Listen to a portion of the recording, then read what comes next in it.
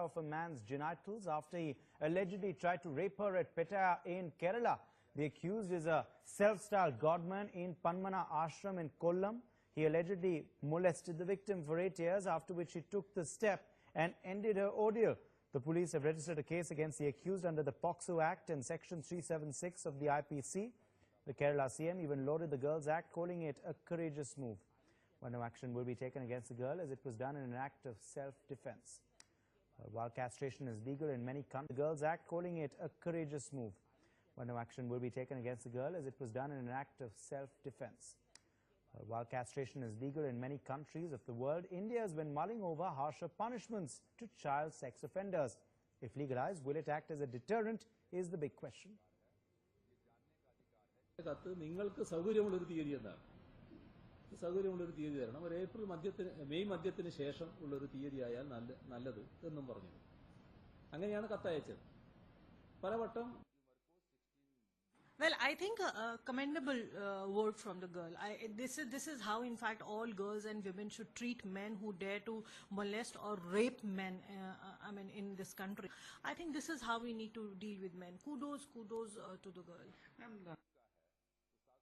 I believe the man is in hospital. Case has been registered, and I hope that he will be proceeded against with full severity, because he has completely abused his position, and of course he has committed a crime.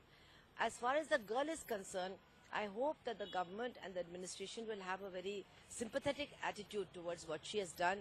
Maybe they can have counseling, maybe they can keep her in a home, but I don't think she should be treated as a criminal.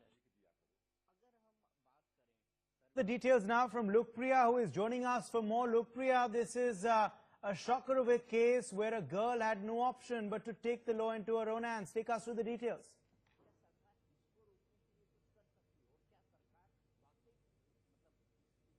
Correct. This is the shocker of a case where the girl in self-defense had cut off the man's genital who was abusing and assaulting her for the past 8 years.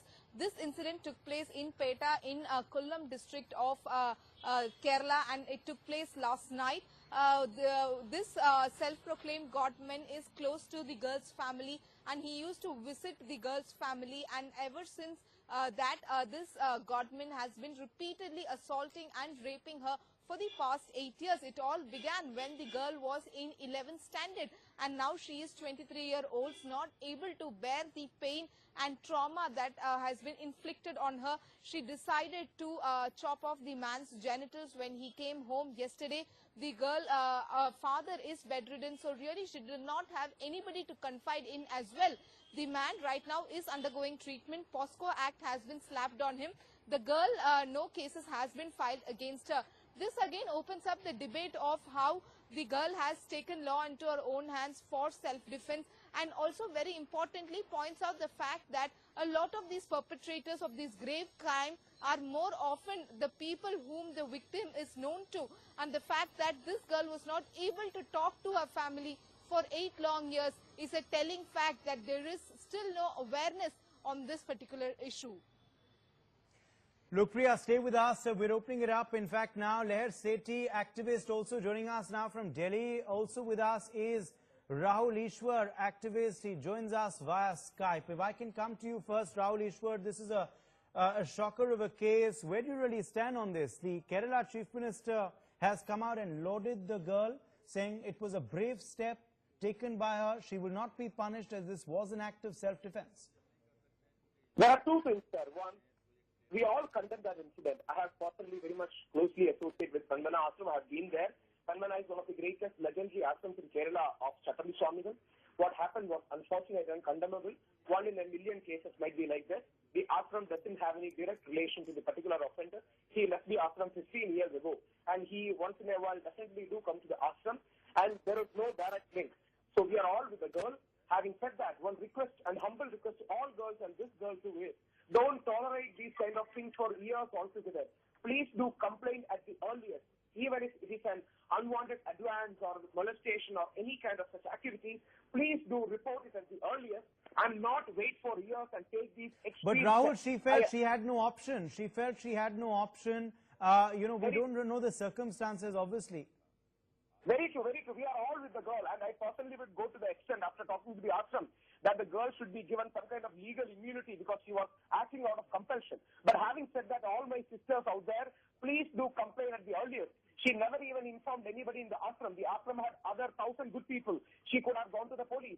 I am not blaming her, but I'm only pointing out our future sisters, when they may with such kind of incidents, please do take extra precaution and don't go for extreme steps. Please go and report it in the first instance. That's the better thing to do. Okay, stay with us, Rahul Ishwar. Lair Sethi also live with us. Lair Sethi, how do you react to this act by the girl? Do you felt she had no option? There is a big debate also on whether castration is the only way forward. There are some countries who have legalized it. There are others who say maybe not castration, but yes, a harsher punishment is needed and faster justice is needed, especially for rape victims.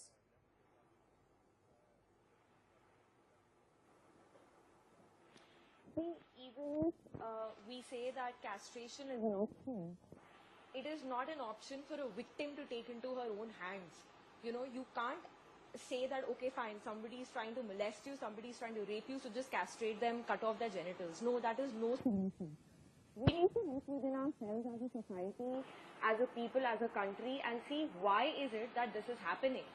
I mean, is there absolutely no faith that this girl had in the judicial system? Did she have absolutely no faith in the police, no faith in her own parents, in the other people surrounding this so-called godman?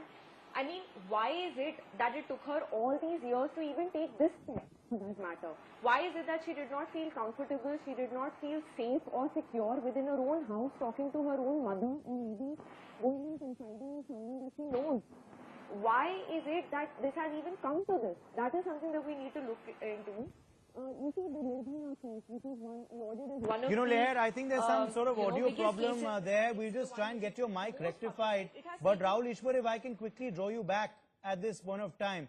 Rahul Ishwar, is this a sad state of affairs where a girl, is unfortunately forced to resort to self-defense, forced to take the law into her own hands? That's a sad state of affairs of A, the legal system, which is not giving fast justice and not giving harsh enough justice, which is a deterrent for future rapists. And B is a harsh indictment of our policing as well, because the girl didn't feel safe in lodging a complaint either. Very true, and I personally believe I would appreciate the media, especially national media, for taking up this case. We shouldn't brush these things under the carpet. I'm a spokesperson for the several spiritual organizations, but we accept and concede that maybe 1 out of 100 persons might be like this. And this is a serious issue that we need to address. Even one negative ball in our whole white spirituality will be a huge black mark to us. We all know that. We will take all the extra special care so that these things won't happen, and no guilty will be shielded. But the humble request, the broader request is, let us not go for any violent reactions. Castration is not the way ahead. More prevention, let our girls have better margins. But do you feel harsher punishment is the need of the hour? Rahul Ishwar, harsher punishment is needed for rapists. That's what some are saying will be a deterrent. Very true. Harsher punishment by law enforcing agencies, not by the victims. Because if the victims are going to react like this, that will only lead to more increased violence in our society. Our government, our legal system should definitely, we are strongly of the opinion that rapists should be hanged. All the right-wing organizations from time immemorial have said rapists should be hanged. Definitely, yes, nobody is against it. But having said that, we need value education. See, there are multiple steps. Nothing is unifactorial. Everything is multifactorial. Okay. We need to take up this. And I believe even spiritual organizations, especially when they practice celibacy, should take extra care because we live in such an over-sexually charged society. Lair Sethi, come in here. On your thoughts on the issue of harsher punishments, A, in the case of rape, and B, on the issue of women having to take the law into their own hands, women having to turn to self-defense for lack of other options.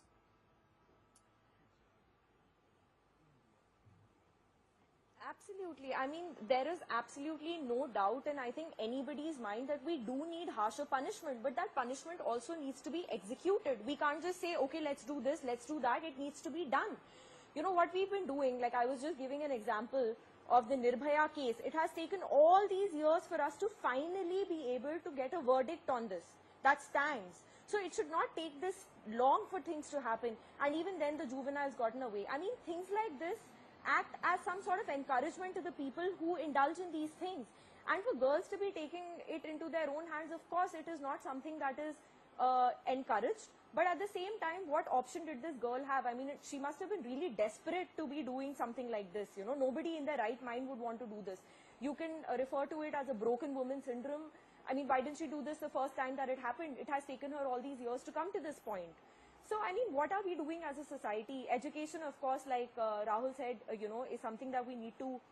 Do you also feel then, know, Lair, really that harsher punishments like possibly castration as legalized by other countries is the need of the hour? As legalized by other countries is the need of the hour?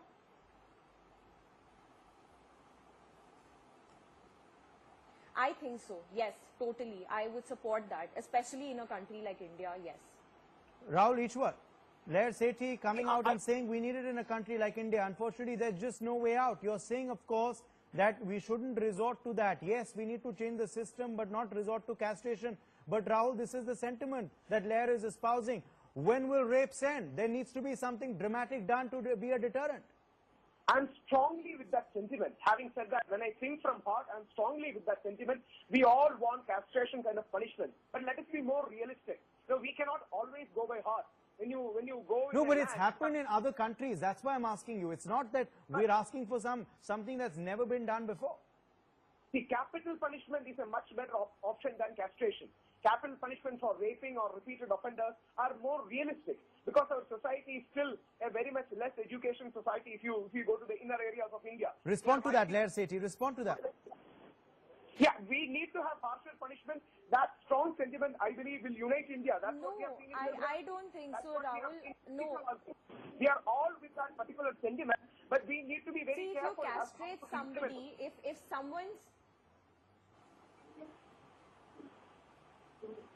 You tell me something, Rahul. If you're castrating someone instead of hanging them or, you know, killing them for doing what they're doing, for rape, for example, castration is a short way that this man is not going to repeat his this offense. So what is wrong in castrating him? I mean, there are sexual offenders in this country who get away and then come back and do the same offense again. And these are repeated incidents that keep happening. It does not just start with a rape, you know, nobody just goes and starts raping. It starts with molestation, it starts with eve teasing. All these things, these issues need to be addressed. No, that's a valid point. We're getting some breaking updates coming in on this story, in fact, now.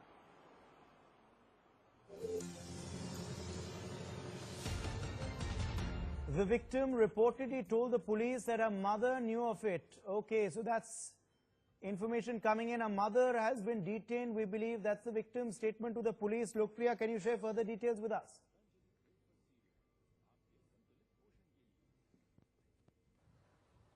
Well, that's correct. The mother did know about this all along, but we are talking about a conservative society, and we do not know why the mother did not help the girl in question, because it has been 8 long years since the girl suffered this ordeal.